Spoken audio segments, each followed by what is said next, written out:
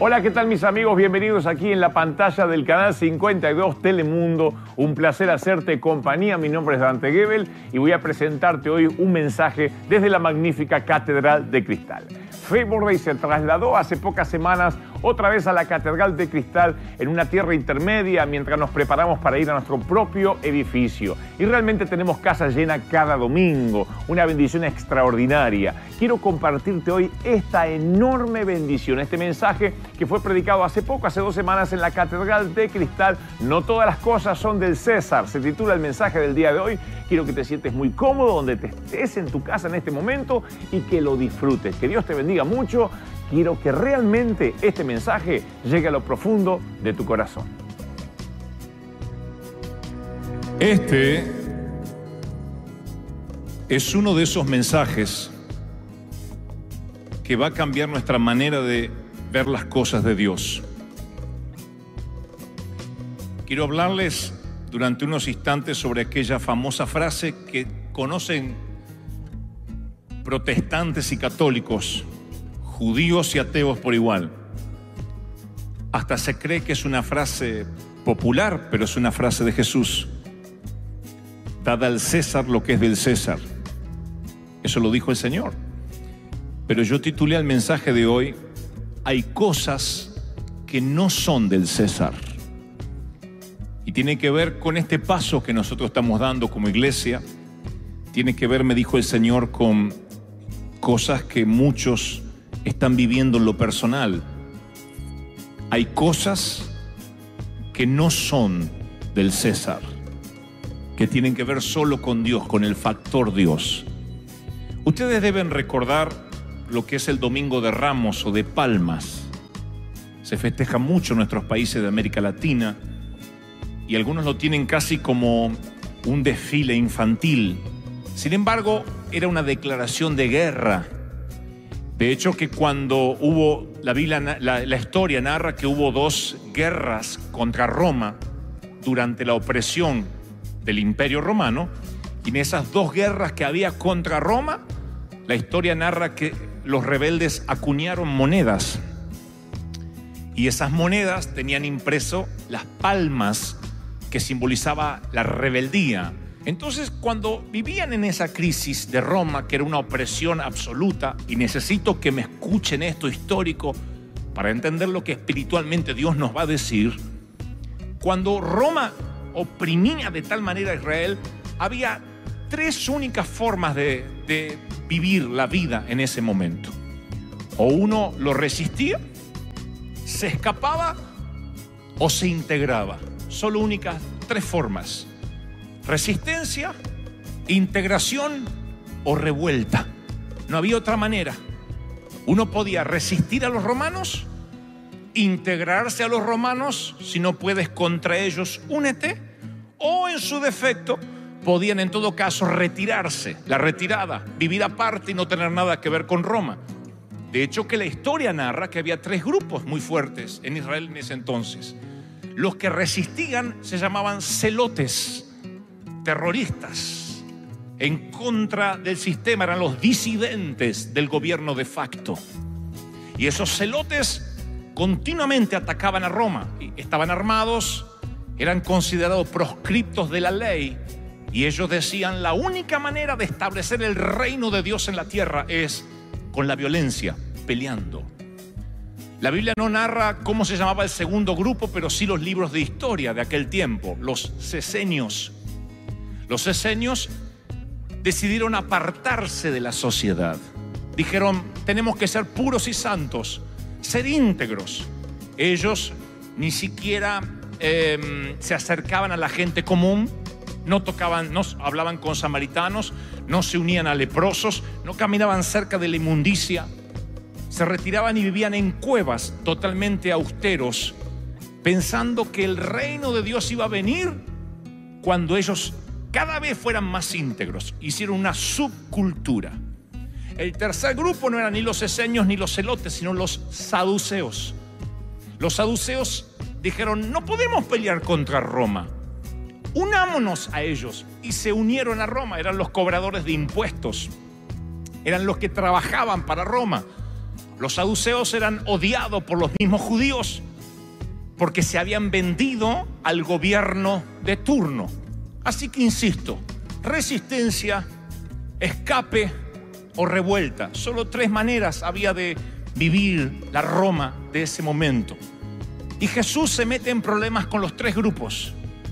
Les está diciendo: el reino no viene ni por la violencia, ni porque armen una subcultura santa que no se junte con el mundo, ni tampoco viene porque se integren al mundo. Ninguna de las 3. De hecho, que convoca entre sus discípulos a un celote, Simón. Le dice: Simón, ven conmigo, tú formarás parte de mis discípulos. Tú que odias a los judíos, tú que odias a los cobradores de impuestos, tú eres un terrorista, pero ahora serás un terrorista santo. Y se lo mete en su grupo. Luego mira a un cobrador de impuestos, un saduceo: Mateo, tú que estás en contra de los celotes, tú que cobras impuestos, que estás vendido a los romanos, también te quiero, ven conmigo. Ah, y vas a compartir el cuarto con Simón el celote. Lo juntó y se metió en problemas con los 3. Imagínense la furia de los celotes, de los que odiaban a los romanos, cuando Jesús, viendo un centurión, dijo: no he visto tanta fe en todo Israel. ¡Wow! ¿Qué hace Jesús halagando a un mundano? ¿Qué hace Jesús halagando a un romano? Y es más, había una ley que decía que cualquier soldado romano podía obligar a un ciudadano común a cargar su equipaje militar por el trayecto de 1 milla. Eso lo odiaban los judíos. Imagina que tú sales con el tiempo justo, vas por el freeway y dices: no llego al trabajo, no llego al trabajo. Y hay una ley en California que dice que cualquier policía te puede parar en una esquina y decir: llévame esta vianda a mi casa y llévame por favor esta ropa al cleaner. Por 1 hora trabajas para mí. Y tú dices: pero pierdo mi empleo. Es una ley, tú sirves al policía. Eso sería ridículo. Eso causaría dolor, frustración. Así que imagínense lo que sintieron los celotes cuando Jesús dice: si un soldado romano te pide que camines con él 1 milla y lleves su equipaje, no lo hagas, no camines 1 milla, camina 2. Él se metió en problema con los celotes. Así que les estaba diciendo: gente, están equivocadas, no es por la violencia que va a venir mi reino. Luego le habla a los cesenios. Los cesenios eran los que se apartaron, los que querían estar aparte. Aleluya, yo soy muy santo. Me hace acordar a alguien y no me acuerdo a quién. Pero esos súper religiosos que parece que caminan con un palo metido en la oreja. Lo dije finamente. Y van así por la vida, aleluya. El Señor dice: no es como ustedes creen. Así que voy a comer con prostitutas, voy a charlar con samaritanos, voy a tocar a los leprosos. Y les estaba diciendo: cesenios, no es conservándose puros y apartándose del mundo que vendrá mi reino. Pero ahora quedaban los saduceos, los que se habían integrado a Roma, los que eran parte, los que decían: el reino está aquí. Aquí es que tenemos que ser ricos. No hay que esperar más nada. Es aquí donde tenemos que acoplarnos con el mundo y ser felices aquí. Así que a ellos les quedaba confrontar todavía. Pero Jesús no los va a confrontar. Los saduceos se van a adelantar. Un día se acercan a Jesús y dicen: Jesús, perdona que te interrumpamos, pero tenemos algunas preguntas que hacerte. Esta gente que se acerca a Jesús sabían que el César se consideraba a sí mismo divino. Hablaba de él siempre en tercera persona. Él decía: hay que adorar al César. El César se consideraba el hijo de Dios. De hecho, las monedas acuñadas decían Divinus Filius, hijo de Dios. Quien tenía una moneda del César estaba diciendo: César es Dios, es el reino de Dios en la tierra. Era un reino, era un imperio, era el único reino que algunos conocían. Los saduceos tenían miedo a César. César era el Dios de la época. Y un día se le acercan a Jesús y le dicen: mira, no te ofendas con la pregunta, pero sabemos que eres un hombre íntegro, que enseñas el camino con la verdad, que no te dejas influir por nadie, que no te fijas en las apariencias. El que te halaga mucho es porque en realidad detrás viene el puñal, siempre. Así que danos tu opinión, Jesús. ¿Tú crees que está permitido pagar los impuestos al César o no? ¿Hay que pagar los impuestos al César o no? Cuando Jesús era niño, un tal Judas había empezado una revuelta por el tema de los impuestos y él y 2000 de sus seguidores fueron crucificados. Y las cruces quedaron allí como testimonio de eso es lo que le pasa a los que no pagan impuestos. Así que si Jesús decía, no hay que pagar impuestos al César, seguramente había una cruz esperando por él. Si decía, sí, hay que pagar los impuestos al César, entonces se autodeclaraba saduceo, un colaboracionista con el gobierno de turno. ¿Hasta ahí me siguen, sí o no? Porque es muy determinante para lo que les voy a contar ahora, que entendamos esta parte histórica. Jesús está entre la espada y la pared, insisto. Dice sí, se declara saduceo, colaboracionista. No es ni de la resistencia ni de los que escapan, es de los que colaboran con el gobierno de turno. Si dice no, sentencia su muerte, firma su declaración de muerte. Así que Jesús dice, ¿por qué me tientan? ¿Por qué me ponen a prueba, hipócritas? Y les dice, hipócritas, ¿por qué me ponen bajo tentación? A ver, denme la moneda del César. Y aquí un detalle no menor.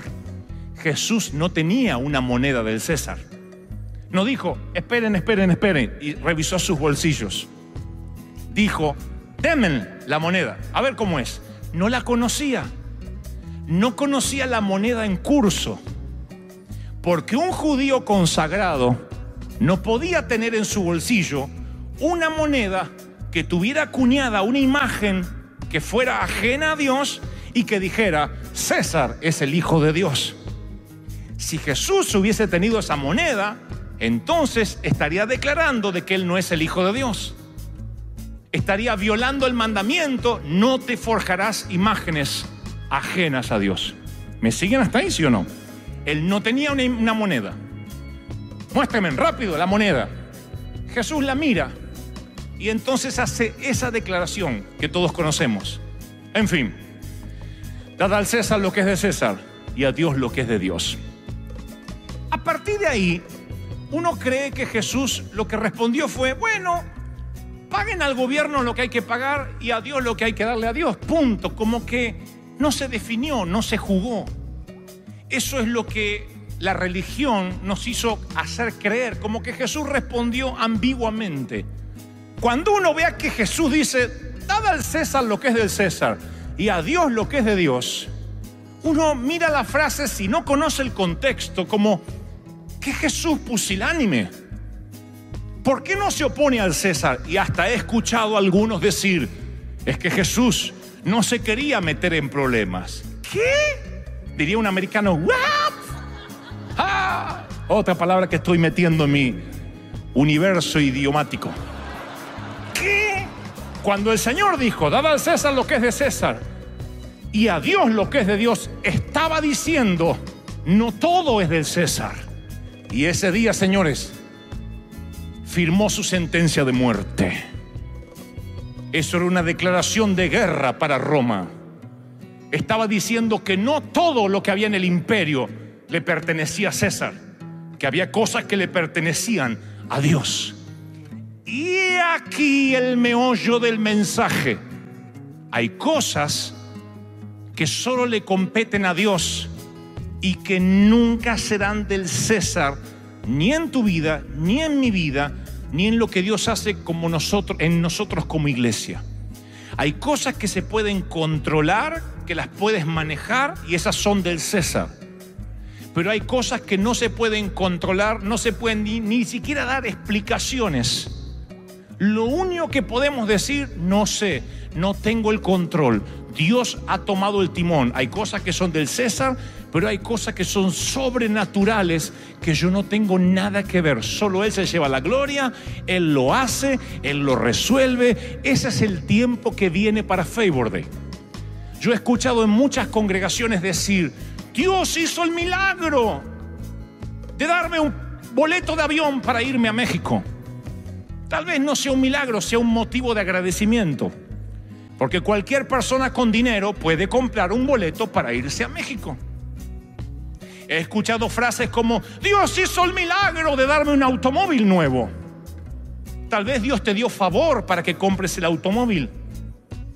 Pero cualquier persona, aun si no tiene a Dios y trabaja duro, se puede comprar un automóvil. No veo necesariamente el factor Dios en la ecuación. Hay cosas que son del César. Y nosotros rebajamos a Dios a las cosas del César. Decimos: yo todos los días experimento milagros. El otro día me estaba por accidentar y milagrosamente me salvé. Tal vez tuviste favor, gracia de Dios. Milagro, los milagros, cuando Dios está involucrado en el asunto, no hay César que lo pueda hacer. Hay cosas que solo Dios puede hacer. ¿Hasta ahí me siguen, sí o no? Fíjense en estas cosas. Los eruditos se los voy a regalar por la misma ofrenda. Los eruditos estudiaron un común denominador en los llamados de Dios. ¿Vieron que cualquiera dice: Dios me llamó, Dios me llamó, Dios me llamó? ¿A qué? Dios me llamó a cantar canciones de rap. ¿Y a ti qué te llamó? Dios me llamó a tener 2 novias. Hay gente que la llamó para cualquier cosa. Pero los llamados de Dios en la Biblia se caracterizan porque definitivamente hay cosas que no son del César. Se los pondré así. Nunca Dios interrumpió la vida de alguien, de un profeta, de quien sea, para pedirle algo que podía llegar a ser sin la ayuda de Dios. Nunca verán ustedes en la Biblia que la zarza arde delante de Moisés. Moisés dice: ¿qué pasa? Y Dios le dice: ¿te animas a pastorear 30 ovejas más? Nunca Dios interrumpe la vida de alguien para pedirle una tontería. Nunca. Nunca Dios le interrumpe la vida a Moisés para decirle: ¿sabes qué estaba pensando? ¿Te molestaría pegarte un viajecito misionero? No. Ve y desafía a Faraón. Aparece en la vida de Gedeón, varón esforzado y valiente. Todo Hebreos 11 es una serie de encuentros en los que Dios pide tareas de alto riesgo. Abraham, sal de tu tierra y tu parentela. Y además, sé papá a los 100 años. Tareas de alto riesgo. Oh, eso es un alto riesgo. Todo lo que Dios pide es alto riesgo. Nunca lo podrías hacer sin Dios. Él nunca llamará a alguien para que hagas algo que, bueno, una tarea más, un esfuercito más. No, algo milagroso. A todos los que Dios llama, nunca los llamados agradecen. Nunca. Búsquenme en la Biblia un solo episodio donde alguien diga: ¿en serio, Señor? ¿Meterme en el horno de fuego? ¡Aleluya! Lo estaba esperando. ¿Qué? ¿Hacerle frente a los madianitas? ¡Claro que sí! Desde chiquitos quise hacer eso. No. ¿Qué me dices, Dios? ¿Que despose a una muchacha virgen que encima está embarazada? ¡Oh! Es el sueño de mamá. No está. No lo encontrarán en la Biblia nunca. Oh, que desafíe al faraón y le diga que deje ir a su pueblo sabiendo que ellos son la mano de obra de Egipto. ¿Cómo no? Desde chiquito quise hacer eso. Nunca. Nunca. Todos los hombres tuvieron temor porque cuando Dios pide, y no es algo que tenga que ver con el César, sino con las cosas de Dios, posiblemente tengas mucho miedo de decir que sí. Y si hace mucho que no tienes miedo de aceptar un llamado de Dios, es porque tal vez hace mucho que Dios no te está llamando. Porque cuando Dios te llama, oh, tienes miedo. Soy torpe de lengua, dijo Moisés. No soy bueno para los discursos. Ay, no voy a poder. Pero Dios no tiene un plan B. Tampoco encontrarán en la Biblia a Dios diciendo: oh, Moisés, ¿en serio te atemoriza? Perdona, no lo tuve en cuenta. tranquilo, despreocúpate, busco a otro en tu lugar. Nunca. Josué tiene miedo y ¿saben lo que le dice Dios? La renuncia no es una opción. Mira que te mando que te esfuerces, que seas valiente, no tengas miedo, no te desanimes. La única garantía que te doy es que yo estaré contigo donde quiera que vayas, y donde pongo una planta de tu pie, ahí mi gloria va a estar. Esa es mi garantía. Ahora, quizás sufra, es una posibilidad. Quizás fracase, también es una posibilidad. Lo único que te garantizo es que yo estaré contigo y nada te separará de mi amor. ¿Podría morir en la misión? Claro, como en el ejército. Puedes morir y regresar envuelto en bandera en un ataúd con todos los honores. Eso no te hace menos soldado, al contrario, te hace un caído en batalla. La patria no te quita de su staff ni de su tablero cuando mueres. Mueres en misión. Cuando Dios llamaba a uno de estos, la muerte era una posibilidad. Si no me creen, pregúntenselo a Esteban, a los discípulos, a Pedro. La muerte es una posibilidad. Pablo, ¿crees, apóstol, que es una posibilidad la muerte? Claro que sí, es una posibilidad. Mi cabeza rodará por la arena, es parte de la misión. Pero ni la muerte, ni los principados, ni las potestades podrá separarme. Al fin de cuentas, todos vamos a morir. ¿Cuándo? Es lo de menos.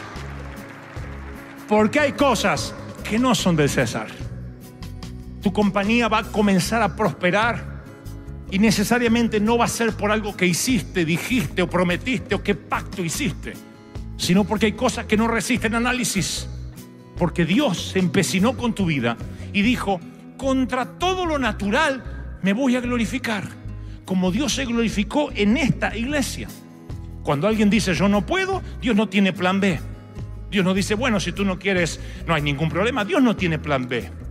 Y cuando tú dices que no, cuando tú dices, no, sé que Dios me está llamando a orar, pero no quiero orar, no quiero ayunar más. Cada vez que tú le dices que no a Dios, te mueres un poco, porque Dios quería usarte para cosas imposibles. ¿Han escuchado la frase mentirosa desde algún púlpito alguna vez en tu vida de cristiano? Cosas como: Dios nunca te pedirá algo que no sepas hacer. Nunca te pedirá algo que esté por encima de tu capacidad. No tengas temor, no te pondrá Él en vergüenza. La Biblia dice todo lo contrario. Todos los hombres de la Biblia hicieron cosas por encima de su capacidad. Todos. Moisés no era un orador, pésimo líder, pésimo político. Condujo millones de personas por un desierto. ¿Qué tipo de liderazgo tenía? Una unción que no tenía que ver con el César. Cada uno de los que están en la Biblia están por encima de su capacidad. Sin embargo, nos dicen: tranquilo, Dios no te va a pedir algo que no te guste hacer. ¿Han oído eso? Yo he predicado: aquello que te gusta hacer, empieza con eso. Pero eso no significa que Dios algún día no te pedirá algo que tú no quieras hacer. Dios nunca te pedirá algo que a ti no te guste. Oh, por Dios, vayan conmigo a la Biblia y vean si a Esteban le gustó que lo apedrearan y tener que pedir perdón a sus victimarios entre piedra y piedra. El Señor va a pedirte cosas en este año que están por encima de tu capacidad.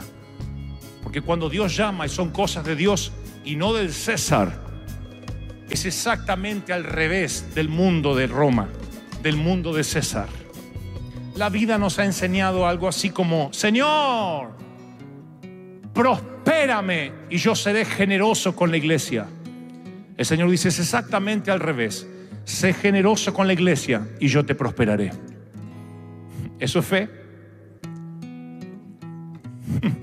Señor, muéstrame que tú estás conmigo y yo tomaré el desafío.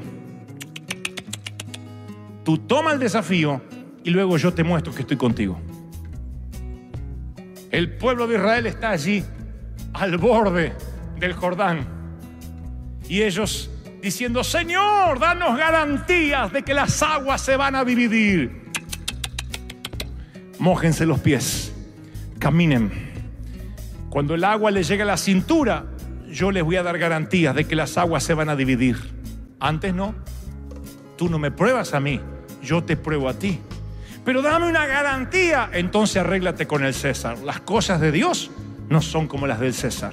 Hay cosas que no son del César. A mí me dicen que Favor Day, tarde o temprano, terminará diluyéndose como una gelatina, porque no tenemos los sistemas de crecimiento que la mayoría tienen. Y el Señor me dice, tú no me meterás dentro de un plan, tú no me meterás dentro de una caja. Tú renunciaste a ser el dueño de esta iglesia el día que te llamé. Dijiste, soy el piloto, el avión es mío, por tanto, estas cosas no son del César, son mías, dice Dios. Yo lo hago crecer. ¿Cuántos creen en ese Dios? Díganme, amén. El Señor me dice que te diga, hay personas aquí que están 100 contra 1 en posibilidades, en todas las áreas. Dicen, Señor, yo ya no puedo tener hijos. Me lo dijo el doctor. Ya me dijeron que soy estéril. No puedo, nunca tendré un hijo propio. Otros dicen, ya me dijeron que voy a perder mi casa. Ya me lo dijeron. Hasta me llegó la confirmación, la última de la confirmación, que tengo que abandonar la casa por la cual luché tantos años. Otros dicen, Dios ya me dijo, me mostró que Él no me va a usar a causa de mi debilidad, de ese pecado oculto que me abofetea en la intimidad. Todo dice que mediante las leyes del César, mi viejo está fregado. Pero tengo una palabra de parte del Señor. Primer mensaje de Favor Day en la magnífica Catedral de Cristal que nos albergará en esta tierra intermedia. El Señor me dijo que te diga, hasta ahora, Favor Day. Y todos los que se congregan en esta iglesia habían crecido, habían prosperado por cosas que habían hecho bien.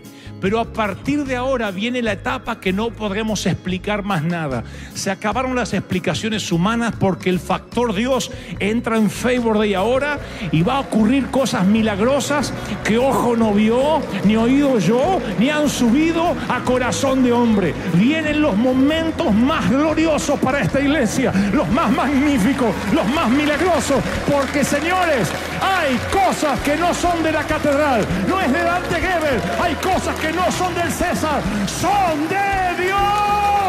Arriba y avanzada calla. ¡Wow! ¡Wow! ¡Wow! Muy bien, llegamos al final del programa del día de la fecha. Un placer haberte hecho compañía. Quiero decirte que estamos en la Catedral de Cristal, no hay que pagar estacionamiento, la entrada es totalmente libre, la dirección está aquí al pie de la pantalla y en el horario estelar, el horario central de las 11 de la mañana. Favor Day tiene casa llena en la Catedral de Cristal todos los domingos a las 11 de la mañana. Mañana mismo me va a encantar estrechar tu mano, que me diga, yo te veía por televisión. Quiero saludarte, quiero dedicar unos minutos para saludarte si es que nos estás viendo por televisión mañana 11 de la mañana. Llega muy temprano, hay mucha gente haciendo fila desde muy temprano para estar en los primeros lugares, pero siempre va a haber un lugar para esperarte porque tenemos un corazón grande en Favor Day desde la Catedral de Cristal. Nos vemos mañana 11 de la mañana o si no el próximo sábado aquí en la pantalla de Telemundo a las 10 como siempre. Dios te bendiga, muy buenos días.